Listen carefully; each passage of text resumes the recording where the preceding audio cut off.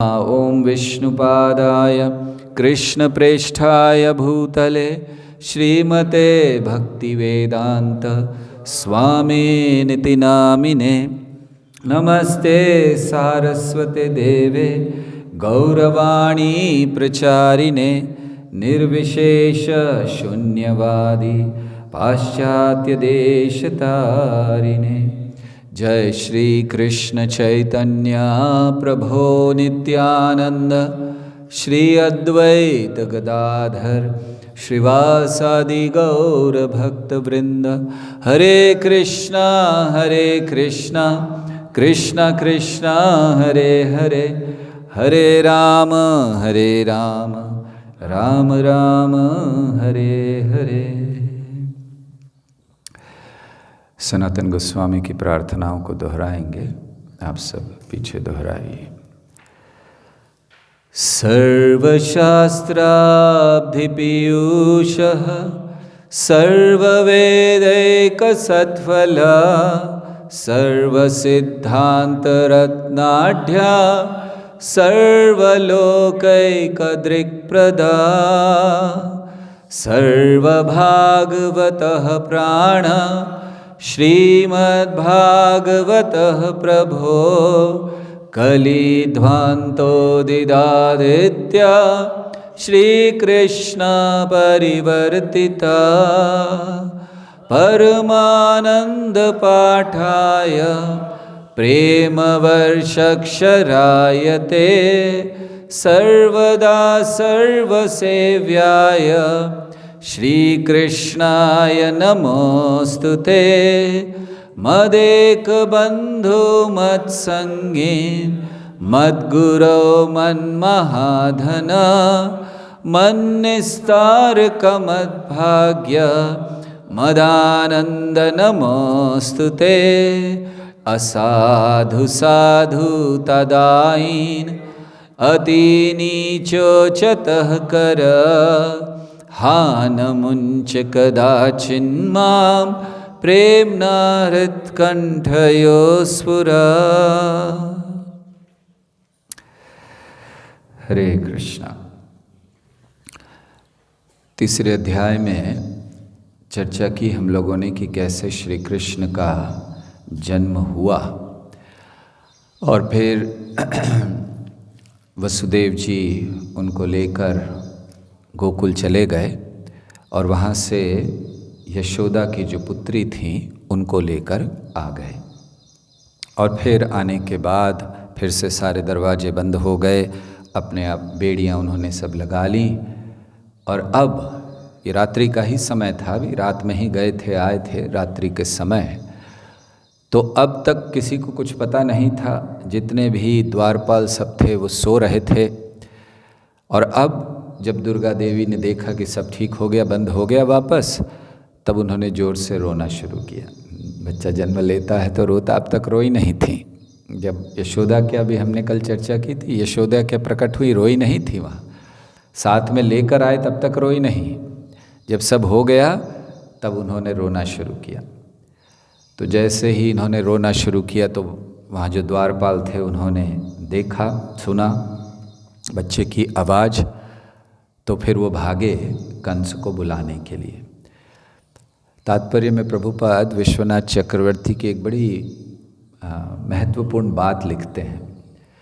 प्रभुपाद कहते हैं कि विश्वनाथ चक्रवर्ती ठाकुर ने लिखा है कि जैसे ये द्वारपाल हैं, रक्षा करते हैं, ऐसे ही कभी कभी देखा जाता है कि सड़कों पर कुत्ते भी अपने आप ही रक्षा करने लगते हैं। एरिया में रहते हैं, कोई आता है तो भौंकते हैं, उसको भगाते हैं, तो उनको भी लगता है हम कोई द्वारपाल हैं, हम रक्षा कर रहे हैं। तो वो लोग भी ऐसे रक्षा करते हैं, लेकिन वो सोचते हैं कि हम रक्षा कर रहे हैं। दरअसल वो रक्षा नहीं कर रहे हैं, वो तो ऐसे ही केवल, उनको किसी ने अधिकार भी नहीं दिया है रक्षा करने का, लेकिन वो लोग सोचते हैं कि हम रक्षा कर रहे हैं। जानते नहीं हैं कि दरअसल अन्य लोग हैं जो इस स्थान की रक्षा कर रहे हैं। तो इसी तरह प्रभुपाद समझाते हैं कि इस जगत में भी कुछ लोग अपने आप को किसी स्थान का, किसी राज्य का, किसी देश का रक्षक मान लेते हैं कि हम रक्षा कर रहे हैं। वो भूल जाते हैं कि दरअसल रक्षा भगवान श्री कृष्ण करते हैं, हर जगह की रक्षा भगवान करते हैं, तो उसको वो भूल जाते हैं।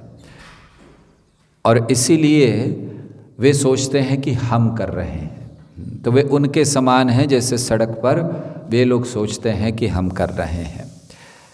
तो इसलिए प्रभुपाद समझाते हैं कि असली सुरक्षा हमारी भगवान श्री कृष्ण की शरण लेने में है।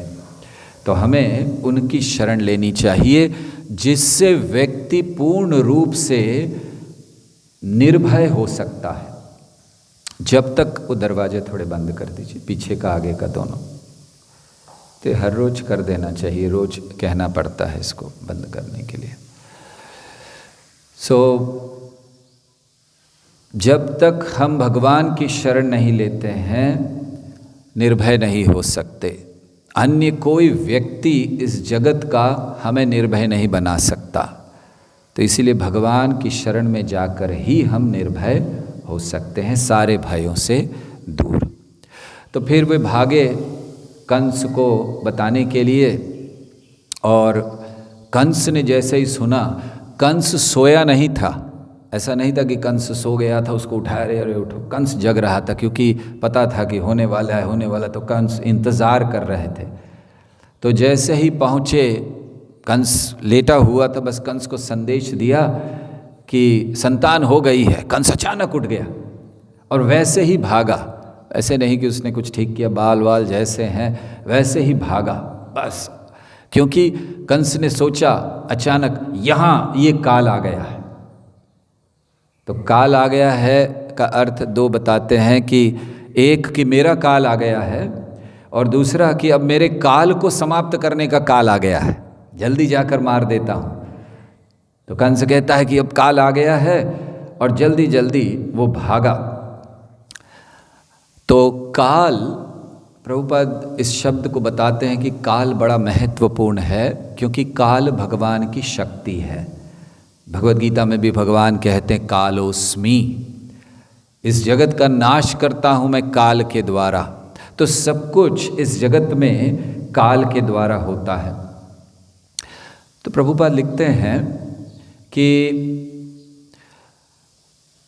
जब इस पृथ्वी पर अनावश्यक जनसंख्या बढ़ जाती है, या अवांछित संख्या बढ़ जाती है, जनसंख्या मतलब केवल अच्छे लोग नहीं, अवांछित ऐसे लोग बढ़ जाते हैं जो अधार्मिक हैं, तो काल व्यवस्था करता है, या तो किसी युद्ध के द्वारा, या फिर किसी महामारी के द्वारा, और बहुत से लोग मारे जाते हैं। प्रभुपाद इसको लिखते हैं तात्पर्य में कि बहुत से लोग मारे जाते हैं। और उस समय हम जब ये पढ़ रहे थे प्रभुपाद का तात्पर्य, तो हमें आज का समय याद आ रहा था। तो उस समय जो नास्तिक लोग भी हैं, नास्तिक राजा भी हैं, वो भी भगवान की शरण आते हैं। प्रभुपाद लिखते वो भी चर्च में जाना शुरू कर देते हैं, मंदिरों में जाना शुरू कर देते हैं। किस लिए? कि उस समय वो जानते हैं कि अब तो सब भगवान ही कर सकते हैं, हम कुछ नहीं कर सकते। तो जब ऐसी व्यवस्था, ऐसी अवस्था आती है जहाँ हजारों लोग मर रहे हैं, लाखों लोग मर रहे हैं, कोई कुछ कर नहीं पा रहा है, तो अंततः वो भगवान की शरण जाते हैं। तो क्यों जाते हैं? क्योंकि पहले जब सब कुछ ठीक था तब उन्होंने धर्म का पालन नहीं किया। पहले जब सब कुछ ठीक था तो भगवान के मंदिर नहीं गए, चर्च या गिरजाघर या मस्जिद में नहीं गए। किस लिए नहीं गए? क्योंकि अभी कोई ज़रूरत नहीं है, हमें भगवान की ज़रूरत नहीं है, हम अपना अधार्मिक जीवन ऐसे ही जी सकते हैं, कोई हमें रोकने वाला नहीं है।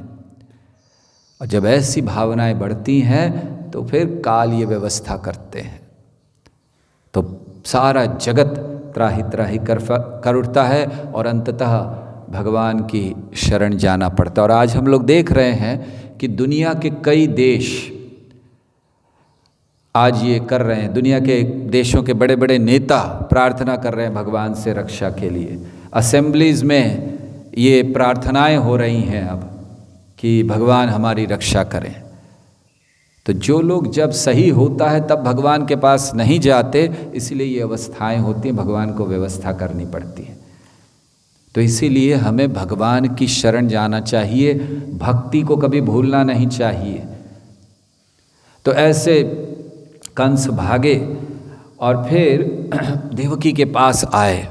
देवकी घबरा गई, देवकी बचाने का प्रयास कर रही थी। एक दृष्टि से देवकी संतुष्ट थी कि उसने भगवान कृष्ण की रक्षा कर ली है और अब कंस को तो मारने वाला रहेगा, लेकिन फिर भी यशोदा की पुत्री को बचाने का प्रयास कर रही थी।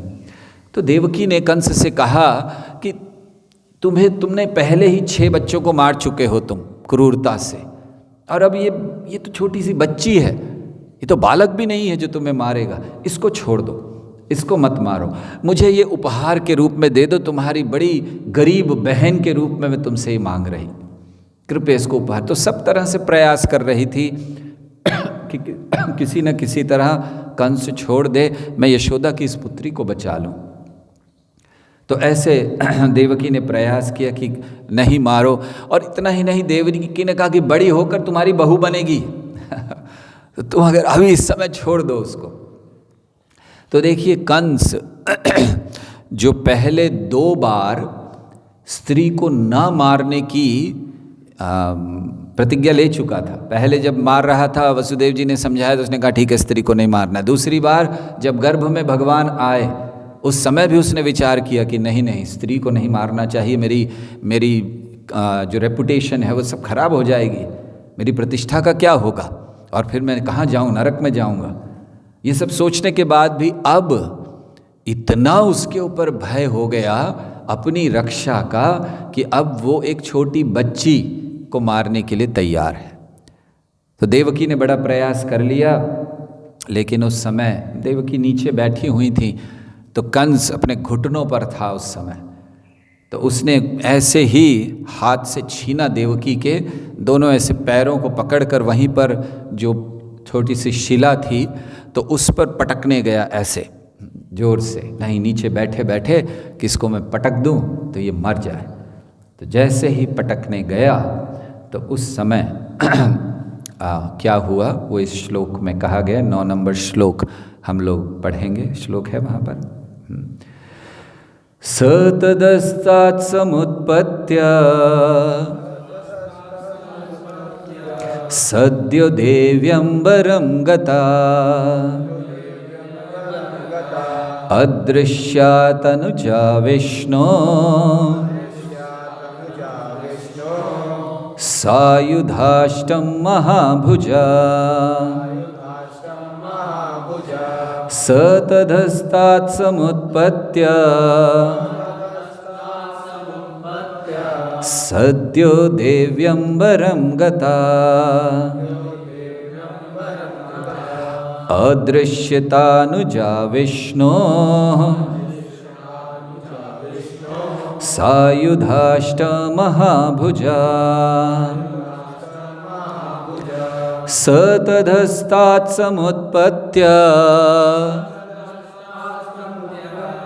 सद्यो देव्यंबरं गता अदृश्यतानुजा विष्णोः सायुधाष्टमहाभुजा।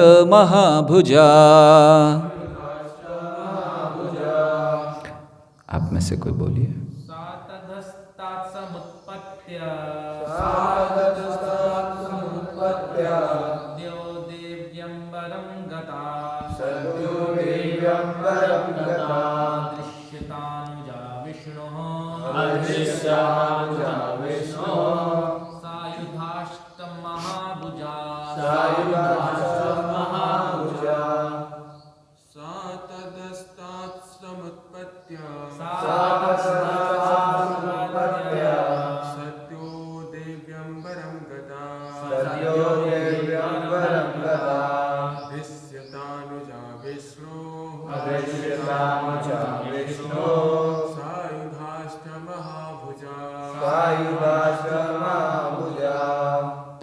सा वह कन्या तदहस्तात् कंस के हाथ से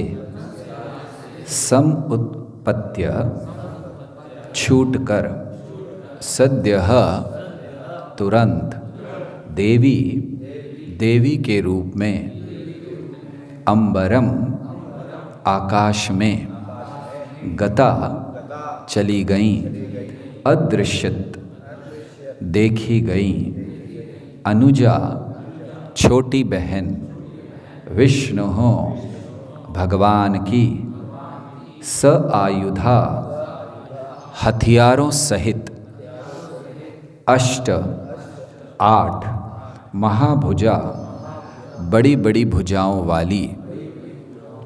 अनुवाद और तात्पर्य इसी भक्तिवेदांत स्वामी श्रील प्रभुपाद के द्वारा। वह कन्या योगमाया देवी जो भगवान विष्णु की छोटी बहन थीं, कंस के हाथ से छूटकर ऊपर की ओर चली गईं और आकाश में हथियारों से युक्त 8 भुजाओं वाली देवी दुर्गा के रूप में प्रकट हुईं। प्रभुपाद तात्पर्य में एक महत्वपूर्ण बात बताते हैं। कल हम लोगों ने चर्चा की थी कि जब कृष्ण प्रकट हुए देवकी के गर्भ से, तो उसी समय यशोदा से भी कृष्ण और दुर्गा दोनों प्रकट हुए थे। वहाँ भी कृष्ण, यहाँ भी कृष्ण। तो कभी कभी कोई प्रश्न करते हैं कि भागवत में नहीं लिखा गया स्पष्ट ऐसा, तो आप लोग क्यों ऐसा कहते हैं? तो प्रभुपाद उसको समझा रहे हैं। कंस ने कन्या को नीचे पत्थर पर पटकना चाहा, किंतु वह तो भगवान विष्णु की छोटी बहन योगमाया थी, अतः हाथ से छूटकर ऊपर चली गई और देवी दुर्गा का रूप धारण कर लिया। अनुजा शब्द महत्वपूर्ण है। इसका अर्थ है छोटी बहन।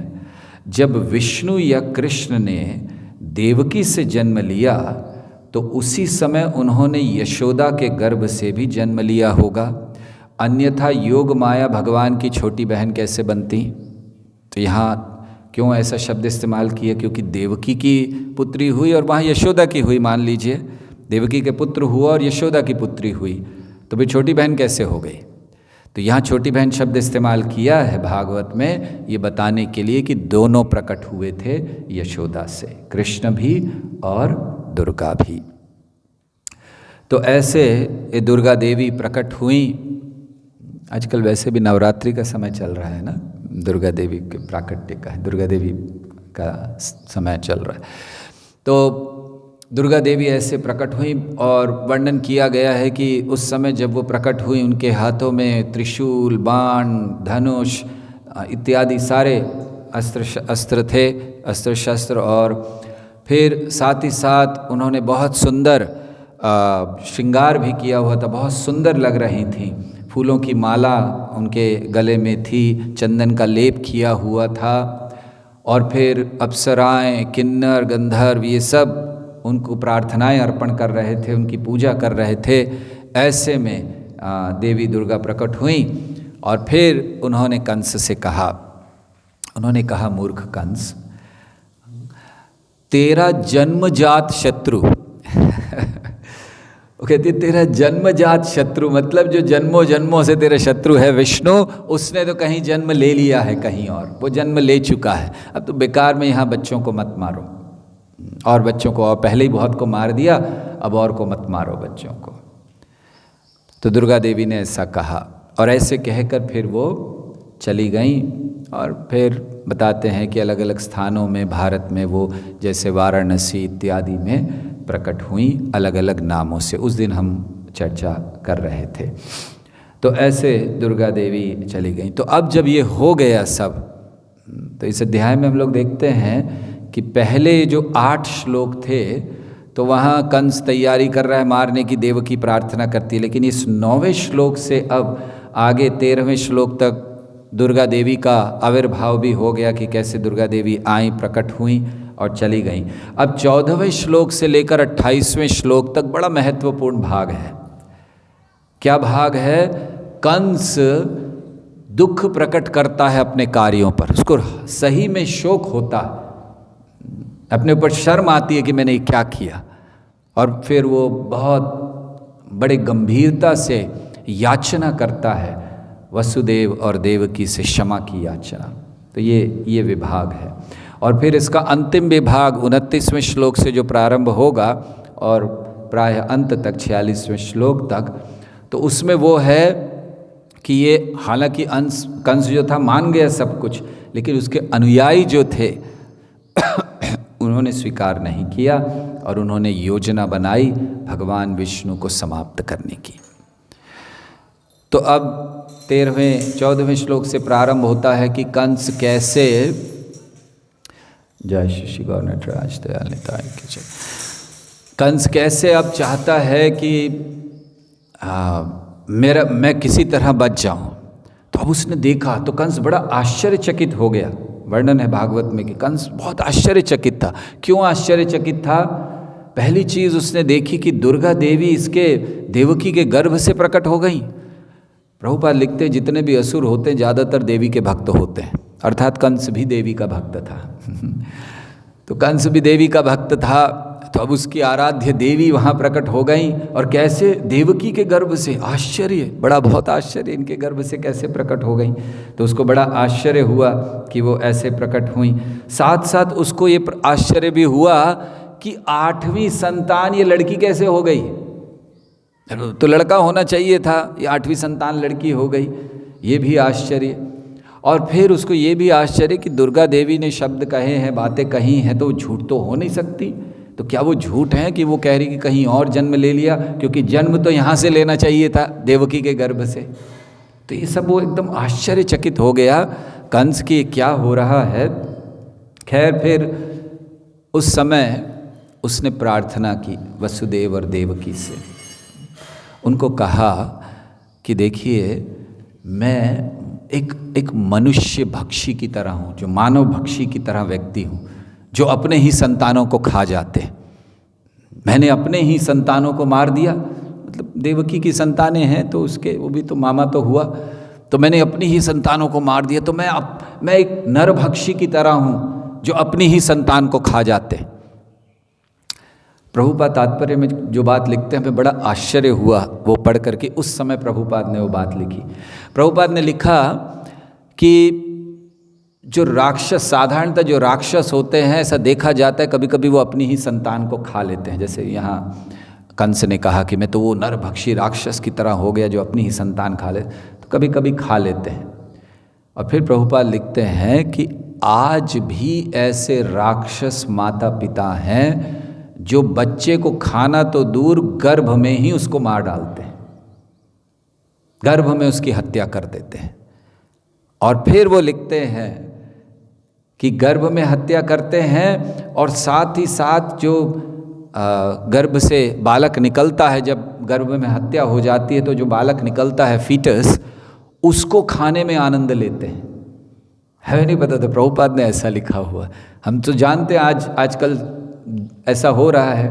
ताइवान जैसे देशों में ये जो फीटसेस हैं, डेड फीटसेस, ये बॉटल में भरकर मिलते हैं, उनको दुकानों में ख़रीदा जा सकता है। हॉस्पिटल्स सप्लाई करते हैं कि जहाँ पर एबॉर्शंस होते हैं तो वो उनको सप्लाई करते हैं और उनको अच्छे से बॉटल में भर कर रखा जाता है। लोग बड़ा, वो लोगों के लिए ये टेस्टी फूड है।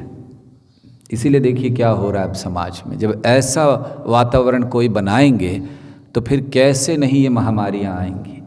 लोग प्रश्न कर रहे हैं कि क्यों हो रहा है ये, क्या हो रहा है, लेकिन अपने कार्यों को भूल रहे हैं कि किस तरह के चीज़ों को खाने लगे और इतने उनकी खाने की प्रवृत्ति बढ़ गई कि मनुष्यों के ही बच्चों को खुद खाने लगे, राक्षस हो गए। और ऐसे राक्षसों के कारण बाकी सारी पृथ्वी को ये कष्ट भोगना पड़ रहा है।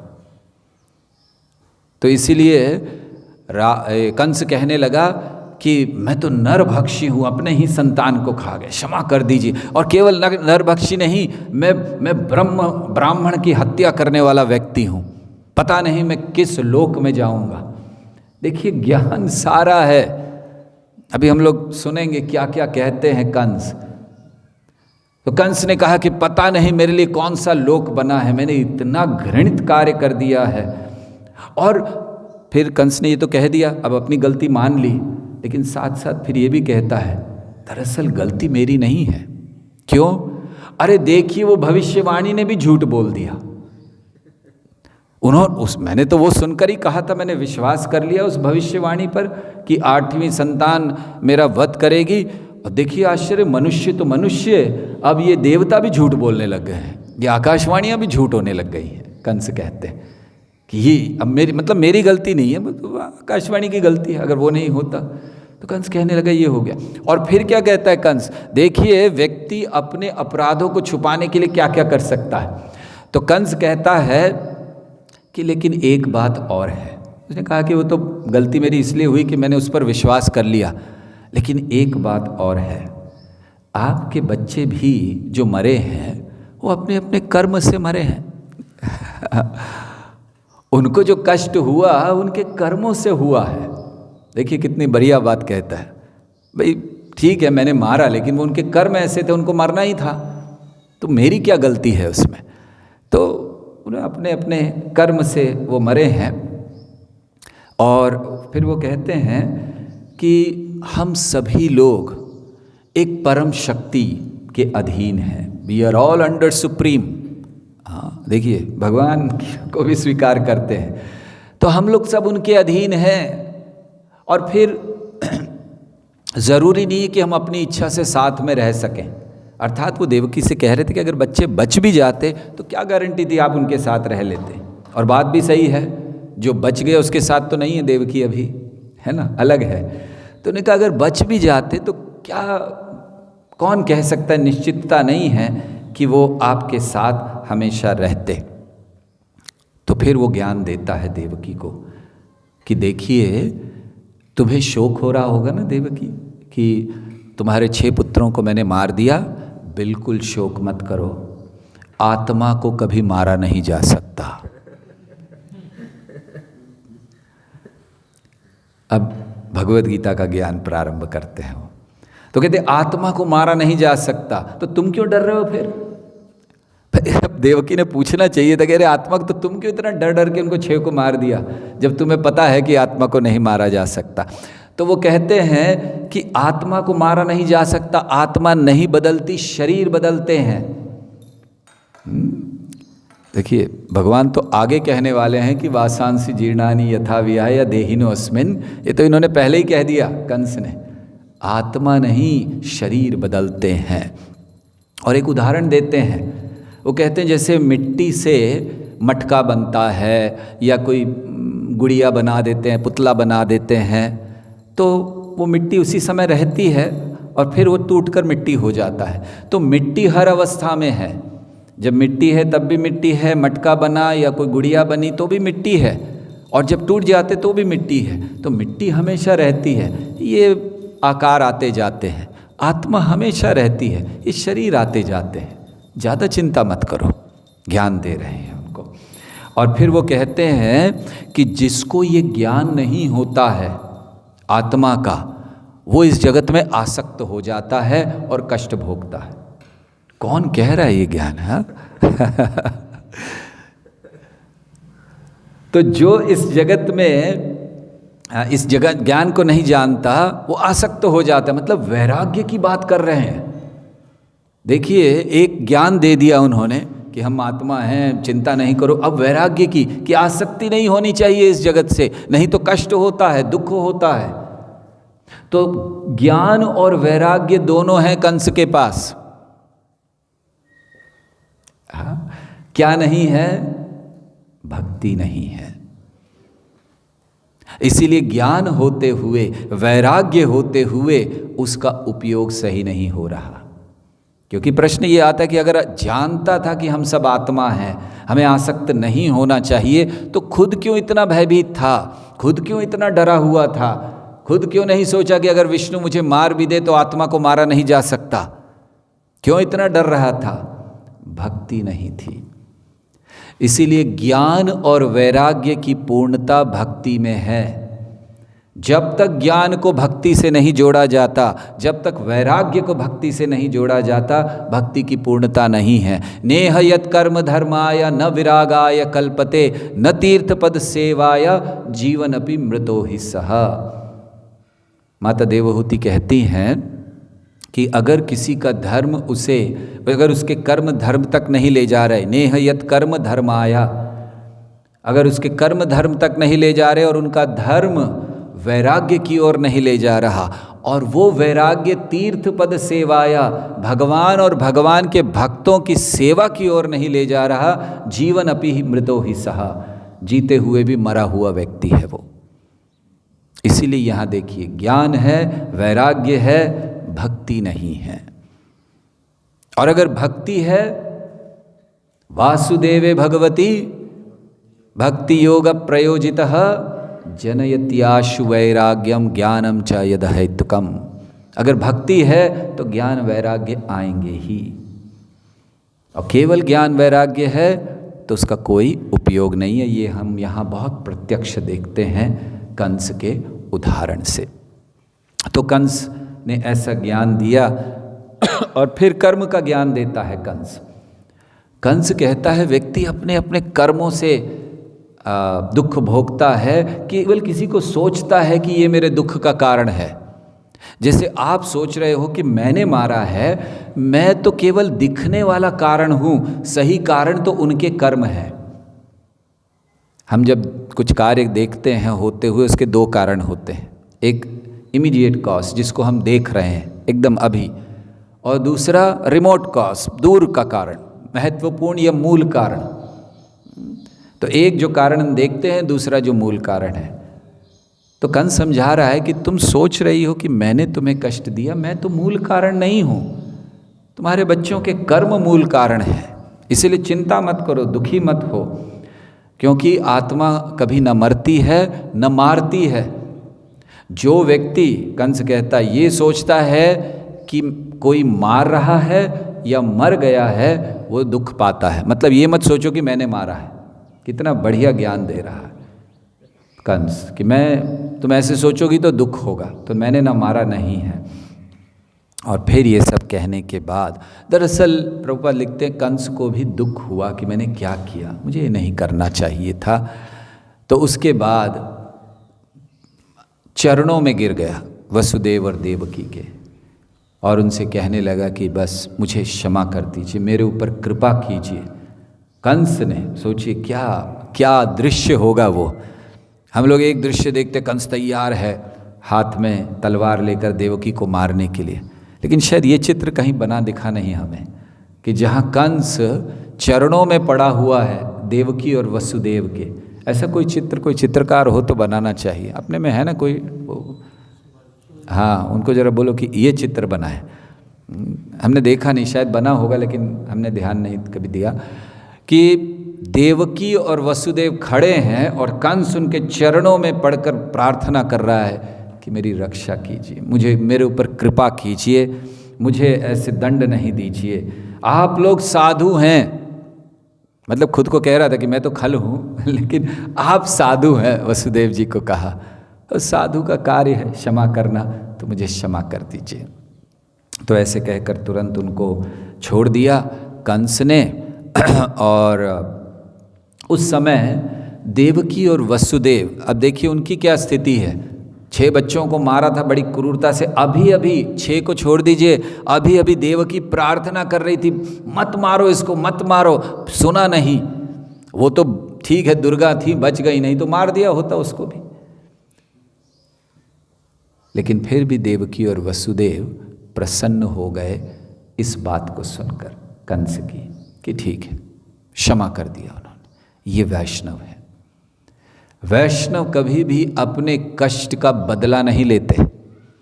देवकी वसुदेव कह सकते थे दुष्ट पापी, तेरा तो सदैव नाश होगा,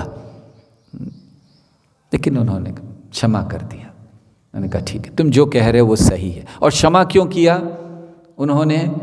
प्रभुपाद लिखते हैं क्योंकि वसुदेव जानते थे कि भगवान तो पहुंच चुके हैं वहाँ पर, कंस का वध तो होना ही है, और भगवान ने कुछ ना कुछ योजना बना रखी होगी, तो हम क्यों शत्रुता करें इससे? हमारी शत्रुता से कुछ नहीं होना है, हम शत्रुता करके बेकार में अपने कर्म खराब करेंगे। भगवान की योजना होगी, हो जाएगा। कितनी सुंदर बात है हम सब के लिए। हम लोग शत्रुता करते हैं एक दूसरे से, और ऐसी कभी कभी तो हमारी शत्रुता ऐसी चलती है कि भक्त होते हुए, वैष्णव होते हुए एक दूसरे की शक्ल नहीं देखते। ऐसी शत्रुता बढ़ जाती है। भक्तों में भी है, ऐसा मत सोचिए कि वैष्णवों में नहीं होती है, भक्तों में है। हम देखते हैं संस्था में, कई जगह जाते हैं, हमने देखा है लोगों में इतना शत्रुता, इतना द्वेष है, एक दूसरे के घर नहीं जाएंगे, एक दूसरे के स्थान में नहीं जाएंगे, वहाँ वो कार्यक्रम कर रहे हैं तो हम नहीं जाएंगे, इनका कार्यक्रम है तो हम नहीं जाएंगे, हम अलग रहेंगे। क्यों शत्रुता? यहाँ देवकी और वसुदेव ये कहते कि शत्रुता से हमारा नुकसान है, भगवान की जो योजना है वो होने ही वाली है, कंस तो मरेगा ही, हम क्यों शत्रुता लेकर अपने कर्म खराब करें। इसी तरह हर भक्त को सोचना चाहिए, चैतन्य महाप्रभु का आंदोलन है वो तो बढ़ेगा ही, उसको कोई रोक नहीं सकता, लेकिन हम शत्रुता लेकर क्यों अपने कर्म खराब करें, हम क्यों अपनी भक्ति खराब करें।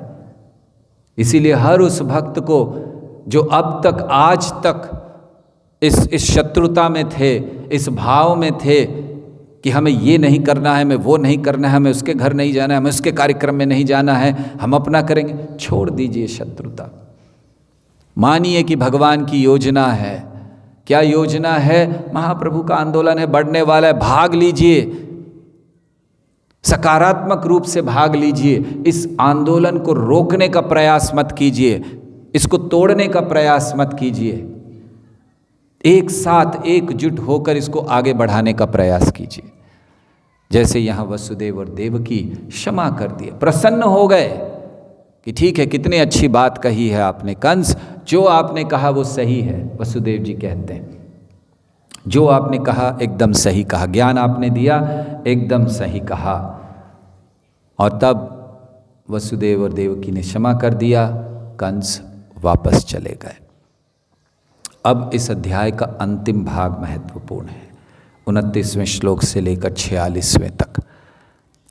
कि कंस, रात्रि का समय था, जाकर सो गए, सुबह उठे, दरबार लगा तो उन्होंने अपने सारे जितने भी उनके संगी थे उन्हीं के समान उन सबको बुलाया, उनके मंत्री, उनके असुर मित्र इत्यादि सब आए। तो कंस ने सभा में सबको बताया कि देखो ऐसा ऐसा हुआ था और बच्चा हुआ नहीं, मैं बेकार में भयभीत था, लड़का हुआ नहीं, 8वीं संतान ऐसे हो गया, तो अब मैंने दोनों को छोड़ दिया है, तो ऐसा ऐसा हुआ है। तो कंस उस समय तक उसका हृदय शुद्ध हो चुका था कि अब मैं कुछ नहीं करूँगा। लेकिन उनके जो संगी थे उन्होंने कहा, उसके मंत्रियों ने कहा, महाराज ये क्या मूर्खता कर रहे हैं आप। देखिए संग हमारा कितना प्रभावित करता है।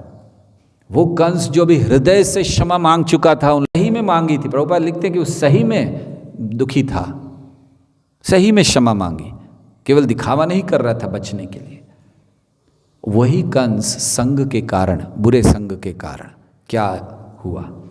तो उन सब ने कहा कि महाराज ये सब आप इतनी चिंता मत कीजिए, देवताओं का सब योजना है ये, और आप इतने शक्तिशाली हैं, आपको तो पहला काम ये करना चाहिए, पिछले 10-11 दिन में जितने भी बच्चे आसपास के गांव में जन्मे हैं सबको मार डालिए। हाँ, कंस ने तो कहा था कि एक को मारूंगा मैं, 8वें को। इन्होंने तो कहा सबको मार डालिए, पता नहीं कौन होगा आपका हत्यारा।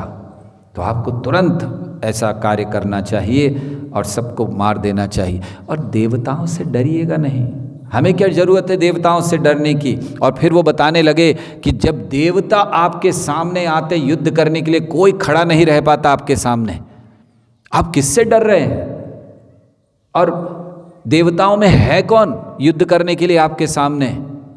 ब्रह्मा, वो तो ध्यान मग्न रहते हैं, ये लोग कह रहे हैं। वो कहते ब्रह्मा वो तो ध्यान मग्न रहते हैं, उनको तो तपस्या और ध्यान करने से समय ही नहीं है।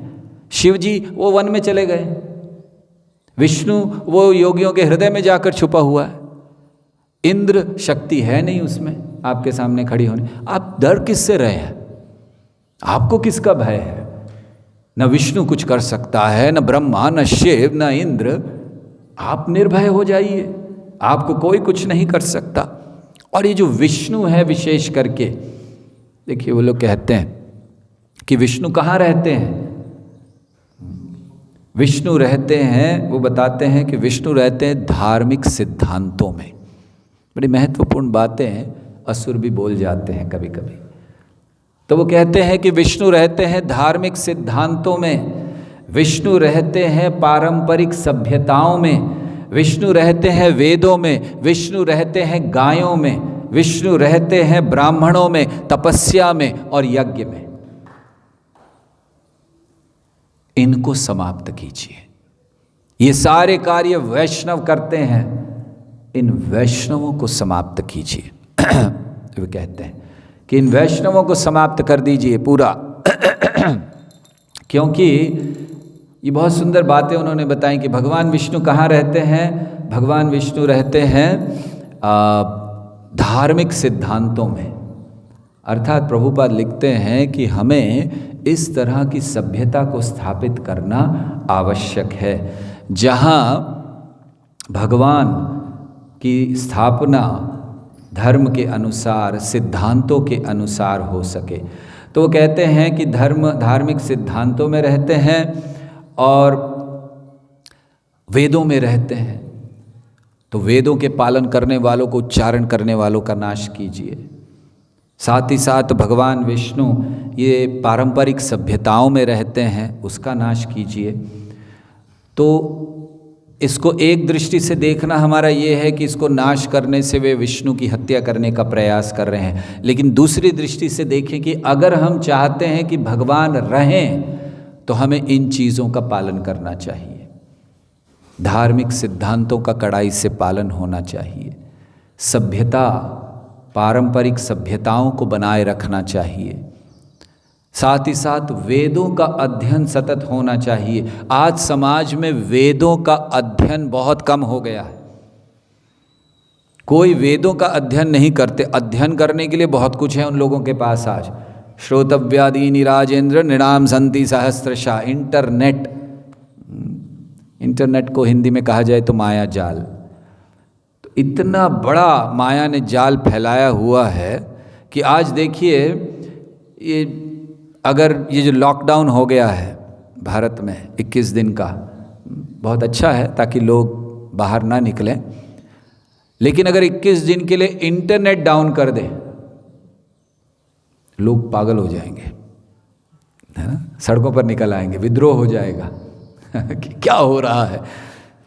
जैसे मैं एक बार अभी के थोड़े दिन पहले किसी ने इंटरनेट के ऊपर हमें कुछ भेजा था कि वो कह रहे हैं कि जब मोदी जी ने अनाउंस किया कि ये इतने दिन का होगा, तो उसने भेजा कि मोदी जी अब 2 चीज़ केवल चालू रखिए, इंटरनेट और इलेक्ट्रिसिटी, ताकि मोबाइल चार्ज हो सके और इंटरनेट आ सके। बोले 2 चीज़ चालू रखिए, जो बंद करना है करिए, कोई चिंता नहीं है। हाँ, ये लोगों का भाव हो गया है आजकल कि हमें कोई चिंता नहीं है। हाँ, तो सब आज सही में लोग इतना अंदर इसीलिए बैठे हैं कि इंटरनेट ऑन है। तो मेरे को लगता है सरकार भी पूरा प्रयास करेगी इंटरनेट बंद ना हो, बाकी तो जो भी बंद हो जाए तो सब बाहर निकल आएंगे सड़कों पर। तो इतना बड़ा माया का जाल फैला हुआ है। तो हमें वेदों का अध्ययन करना है, शास्त्रों का अध्ययन करना है। जहाँ जहाँ शास्त्रों का अध्ययन होगा, शुभ वातावरण प्रकट हो जाएगा, सत्व गुण प्रकट हो जाएगा केवल उच्चारण से। जिन घरों में आप लोग, जो घरों में बैठे देख रहे हैं, इस समय अगर आप लोगों को ज्ञान नहीं मिल सकता या आप अर्थ नहीं समझते, तो भी भगवद गीता, भागवत का उच्चारण कीजिए। बस कम से कम इतना तो कर सकते हैं। हर रोज इन श्लोकों का उच्चारण कीजिए, देखिए घर में कितना अच्छा वातावरण हो जाएगा। जितनी भी नकारात्मक शक्तियां हैं वो वैसे ही भाग जाएंगी, उसका नाम कुछ भी क्यों ना हो। लेकिन हमने वेदों का उच्चारण बंद कर दिया। तो वेदों का उच्चारण होना चाहिए जहाँ और ब्राह्मणों का आदर सम्मान होना चाहिए, और साथ ही साथ तपस्या और यज्ञ। भगवान प्रसन्न होते हैं तपस्या से। आगे भागवत में भगवान पहले कह चुके हैं भागवत में कि तपस्या मेरा हृदय है। अर्थात जो तपस्या करते हैं वो भगवान के हृदय में है। या कहना चाहिए तपस्या के द्वारा भगवान के हृदय को प्राप्त किया जाता है। तो इसीलिए तपस्या बहुत अनिवार्य है। तो ऐसे उन्होंने कहा और फिर उन्होंने सबने कहा कि इन सबको बंद कराइए, ये यज्ञ बंद कराइए, ये वेद पाठ बंद कराइए, ये भक्ति बंद कराइए, वैष्णवों को मारना शुरू कीजिए, वैष्णवों को मारिए, उन पर अत्याचार कीजिए। तो ऐसा उन्होंने प्रारंभ किया। लेकिन जब वैष्णवों को मारने की बात आई तो सुखदेव गोस्वामी इस अध्याय के अंतिम श्लोक में बहुत सुंदर बात कहते हैं। वो कहते हैं, आयु श्रियम यशो धर्मम लोकानानाशिषेव च हन्ति श्रेयांसि सर्वाणि पुंसो महद अतिक्रमः। वो कहते हैं कि हे राजन, परीक्षित महाराज को कह रहे हैं कि जब कोई व्यक्ति महापुरुषों को सताता है, आयु क्या क्या उसका क्या हो जाता है, हंति समाप्त हो जाता है। क्या क्या समाप्त हो जाता है उसको? वो कहते हैं आयु, उसकी आयु कम हो जाती है। श्रियः मतलब सौंदर्य, यश उसका यश समाप्त हो जाता है। धर्म, जिस धर्म का पालन करता है उसका कोई लाभ नहीं मिलता। और आशीष, आशीर्वाद, ये सब समाप्त हो जाते हैं। और साथ ही साथ लोकानाशीष, लोक मतलब ऊपर जाने का, अगर किसी प्रकार से उसने कुछ पुण्य किया है और अन्य लोकों को प्राप्त करने की योग्यता प्राप्त की है, वो भी समाप्त हो जाती है अगर कोई वैष्णवों के प्रति या वैष्णवों को सताता है। महत् अतिक्रमः, अतिक्रम मतलब उनके प्रति अपराध करता है या उनको सताता है। महत् मतलब जिन्होंने भगवान की चरण कमलों की शरण ले रखी है। महात्मा नस्तु माम पार्थ दैवीं प्रकृतिम आश्रितः। तो ऐसे महत् लोग, ऐसे भगवान के भक्त, उनके प्रति कोई अपराध करे या उनको कोई सताए तो आयु श्रियम यशो धर्म लोकान आशीष एवचा, सब का सब नाश हो जाता है। इसीलिए हमें वैष्णवों से प्रेम करना सीखना चाहिए। ये सुखदेव गोस्वामी इस अध्याय के अंत में हमें संदेश दे रहे हैं। हरे कृष्णा कृष्णा कृष्णा हरे हरे, हरे राम राम राम हरे हरे। किसी का कोई प्रश्न है, कोई टीका टिप्पणी, कुछ पूछना चाहते हैं, मन में कोई जिज्ञासा? हाँ जी।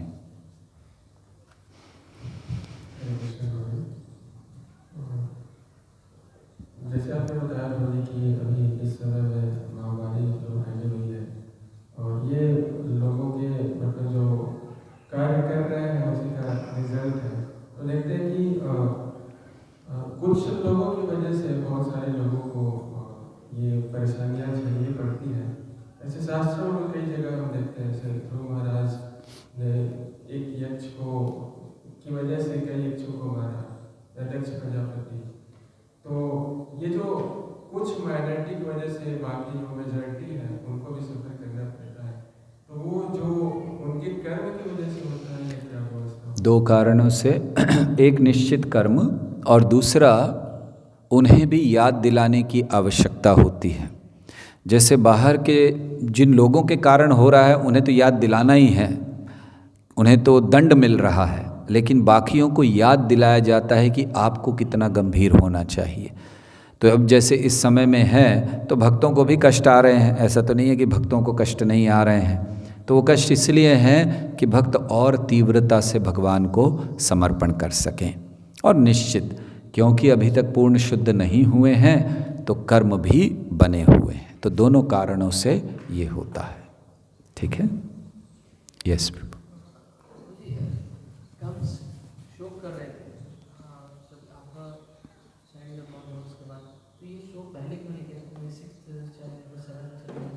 हाँ, पहले क्यों नहीं किया उनको? क्योंकि जैसे अभी दुर्गा देवी थी, ये उनकी आराध्य देवी है। जैसे प्रभुपाद लिखते हैं ना, असुर ज़्यादातर देवी के भक्त होते, तो अब कंस को एकदम हैरानी हो गई कि मतलब मेरी जो आराध्य देवी मुझे गलत कह रही, तो फिर तो मेरे लिए कुछ तब तक पहले ऐसा कुछ हुआ नहीं था, वो तो एकदम था बस मार रहा हूँ, तो इनको भी मारने आया था। अगर ये प्रकट नहीं हुई होती तो इनको भी मार देता। लेकिन जब दुर्गा से उन्होंने ये सुना तभी उनको आश्चर्य हो गया कि अरे मेरी देवी, आराध्य देवी मुझे ये कह रही हैं, जिनसे मुझे शक्ति प्राप्त हो रही है। तब तो फिर उसको एकदम अचानक वो फिर है कि मैंने गलती कर दी है। तो ऐसा होता है कि हम गलतियां करते रहते हैं जब तक कोई हमें, हमारी अथॉरिटी, वो भी ऐसी अथॉरिटी जिनको हम प्रेम करते हैं, जिनसे हम हमारा अच्छा संबंध है, वो आकर जब तक हमें नहीं बताते, हमें लगता है कि नहीं हम सब सही कर रहे हैं। तो ये यहीं पर ये हुआ कि कंस को फिर लगा कि नहीं, हाँ दुर्गा देवी कह रही हैं, तब तो फिर विष्णु ने आकर कहा होता तो शायद नहीं कहते। इसीलिए भगवान ने व्यवस्था ये कराई कि विष्णु तो शत्रु है, लेकिन देवी तो आराध्य है, तो इसीलिए। और कोई प्रश्न? हाँ जी। कलयुग में तपस्या और यज्ञ क्या है? कलयुग में तपस्या और यज्ञ क्या है?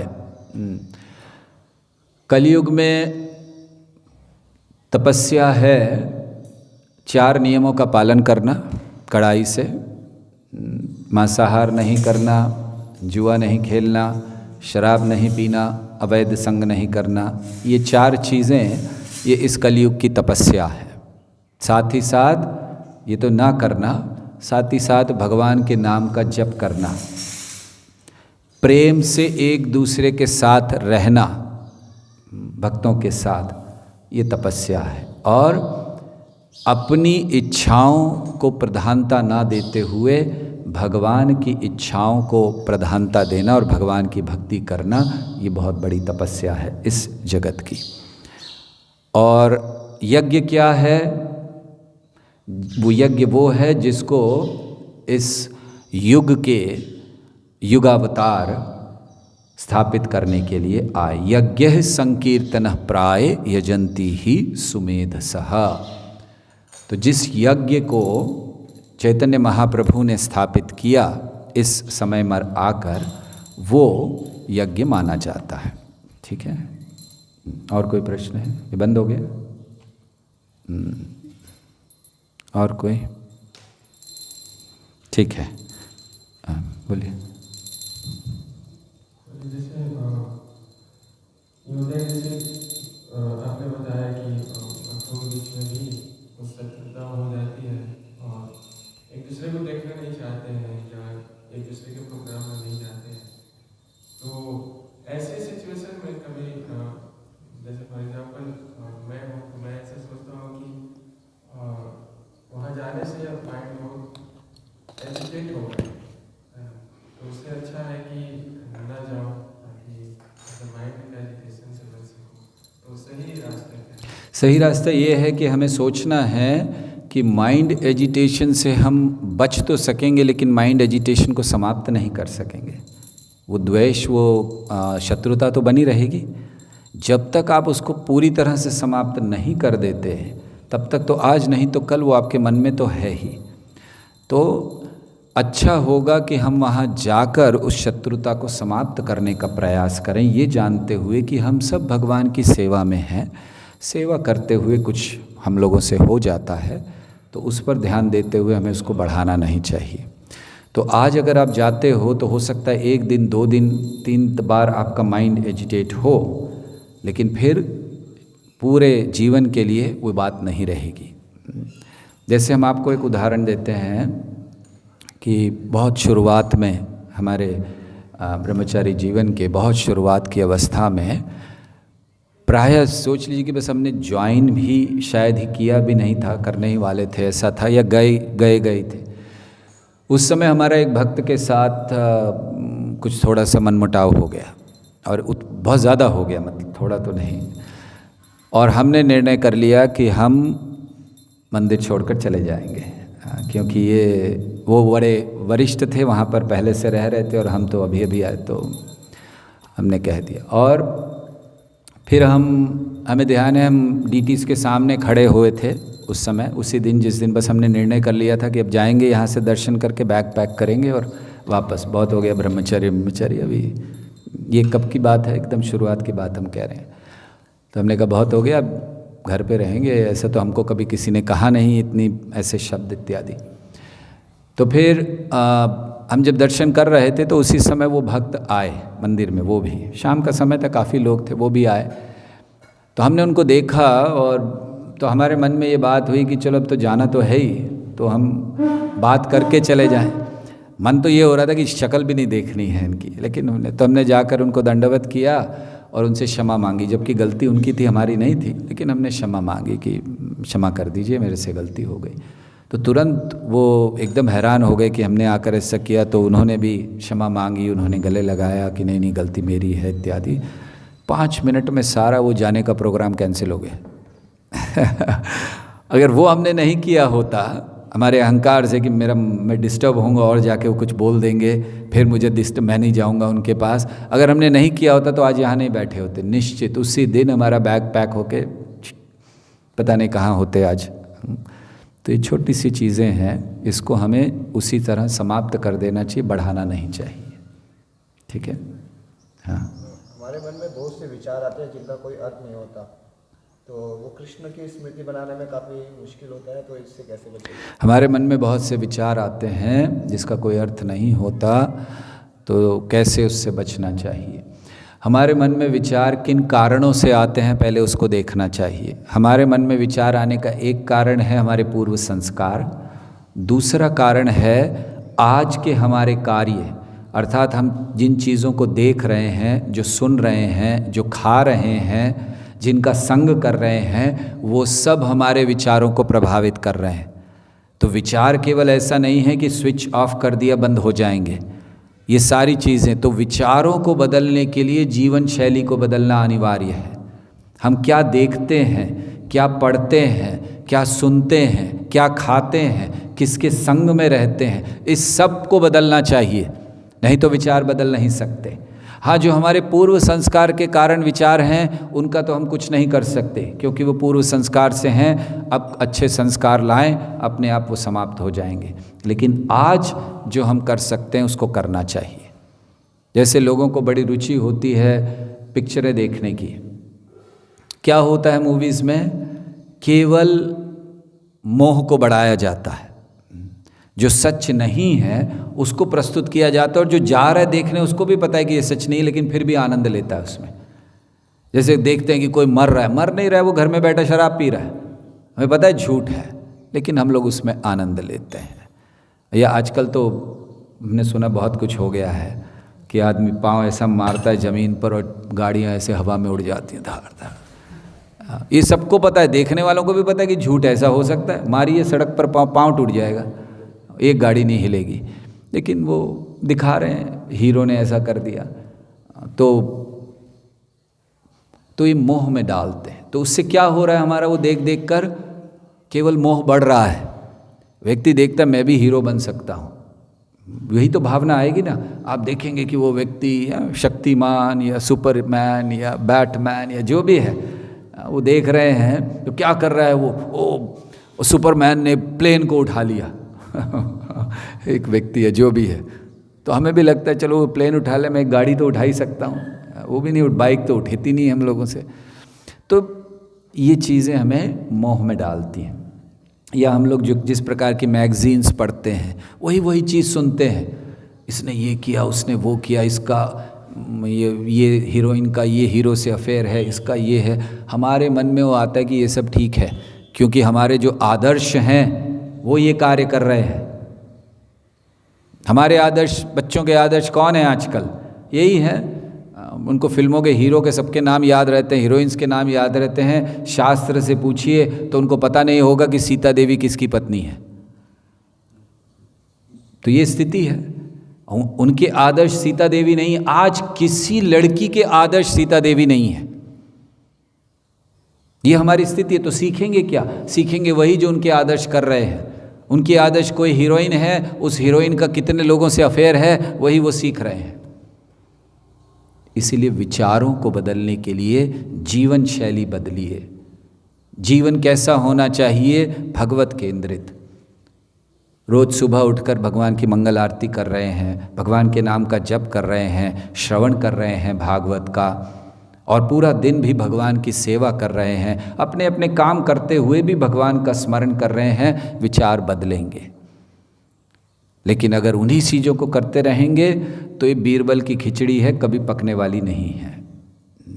एक तरफ प्रभुपाद समझाया करते थे कि एक तरफ आप चूल्हा जला रहे हो, दूसरी तरफ पानी डाल रहे हो। या फिर जो बीरबल की खिचड़ी आप सब जानते हैं ना, बीरबल ने खिचड़ी पकानी शुरू की, यहाँ पर नीचे रखा हुआ था अग्नि और ऊपर, कभी पकने वाली नहीं है। हम भी यही कर रहे हैं, भगवान को प्राप्त करना चाहते हैं, विचार बदलना चाहते हैं, और कर क्या रहे हैं? रोज़ पिक्चर देख रहे हैं, रोज़ थिएटर जा रहे हैं, रोज़ मैगजीन्स पढ़ रहे हैं, रोज़ कई घंटे फेसबुक और क्या क्या होते हैं, और हाँ इंस्टाग्राम, ट्विटर, और क्या है, व्हाट्सएप और यूट्यूब। हाँ, अब आप लोग बड़े बोलते रहिए, समझ में आ रहा है हमें भी। तो ये कैसे हम विचारों को ठीक रख सकेंगे, तो इसीलिए जीवन शैली को बदलने की आवश्यकता है। ठीक है, हाँ जी। देवकी नंदन और यशोदानंदन में क्या अंतर है? देवकी नंदन और यशोदानंदन में क्या अंतर है? देवकी नंदन और यशोदानंदन में पहला अंतर है कि यशोदानंदन अपनी माता को आनंद देते हैं, देवकी नंदन नहीं देते हैं चले जाते हैं, दूर चले जाते हैं। तो देवकी नंदन और यशोदानंदन में एक दृष्टि से वैसे तो अंतर नहीं है कृष्ण में, लेकिन यहाँ भाव का अंतर आता है। देवकी हालांकि वात्सल्य भाव में है, लेकिन उसका वात्सल्य भाव भी ऐश्वर्य से प्रभावित है। हाँ, लेकिन यशोदा, उसका वात्सल्य भाव ऐश्वर्य से बिल्कुल प्रभावित नहीं है। देवकी ने जब भगवान के चतुर्भुज रूप को देखा तो क्या किया? प्रार्थना है। यशोदा ने जब भगवान के मुख में ब्रह्मांडों को देखा तो क्या किया? कहीं वर्णन है कि यशोदा हो देव देव नमस्तेस्तु, हाँ, उसने कही ये कुछ हो गया मेरे बच्चे को तो उसका वात्सल्य कभी ऐश्वर्य से ढकता ही नहीं है। तो ये यशोदा कृष्ण है कि वो वात्सल्य भाव को ऐश्वर्य से ढकने नहीं देते। कितना ही कर ले, घोषणा भी कर दे कि मैं भगवान हूँ, तो डंडा लेके यशोदा मारती, बैठ उधर भगवान। तो ये वहाँ का, ये वे ब्रज का भाव। और देवकी, उसने देखा तो प्रार्थनाएं अर्पण कर रही है कि आप ही भगवान हैं इत्यादि। तो ये अंतर है। ठीक है, हाँ जी। असुर कुल में जन्म लेने के बाद भी कंस को इतना ज्ञान और वैराग्य कैसे हुआ? असुर कुल में जन्म लेने के बाद ज्ञान वैराग्य कैसे हुआ कंस को? प्रभुपाद लिखते हैं कि उस समय के जो असुर भी हुआ करते थे वो शास्त्रों को जानते थे, नियम का पालन करते थे। और इसके उदाहरण हम लोग 1-2 दिन पहले भी आपको कई उदाहरण दिए थे। दुर्योधन, वो भी नियम का पालन करता था, या फिर जरासंध, वो भी नियम का पालन करता था। तो उस समय उनको वो शास्त्र पढ़ा करते थे, क्योंकि ये सब क्षत्रिय कुल में जन्म लिए थे। तो फिर जब जन्म लेते थे इनको भेजा जाता था, इनका अध्ययन होता था, सब होता था इनका।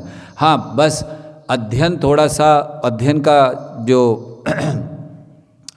कंक्लूजन है, सार है, वो गलत होता था। जैसे प्रहलाद महाराज को भी भेजा गया था, प्रहलाद महाराज को पढ़ने के लिए, तो उनको भी सब साम दाम दंड भेद सब सिखाया जा रहा था, लेकिन कंक्लूजन क्या था? विष्णु शत्रु है।